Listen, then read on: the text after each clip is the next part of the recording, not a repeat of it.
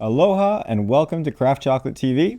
My name is Dylan, and today we are going to talk about what is a chocolate maker and what is a chocolatier.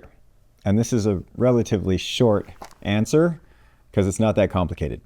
A chocolate maker begins with beans and processes them through a manufacturing process into what we call chocolate. And what that means is we have roasted the cacao seeds, deshelled them, ground them up into a paste, and then added sugar. That is chocolate. It's called cocoa liquor if you just grind it up into a paste or a refined under 50 micron liquid consistency.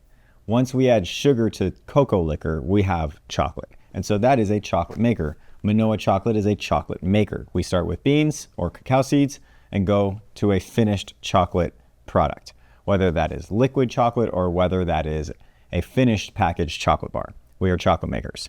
A chocolatier would take chocolate from us that we made. We would sell chocolate at whatever price per kilo to a chocolatier who would then turn it into something like a confectionery treat. Let's say a cake, let's say bonbons, truffles. That is a chocolatier. Two very different businesses, two different parts of the chocolate world. Usually there's more margin in being a chocolatier. So you go into a bonbon shop, you see all the different bonbons and truffles in the glass case.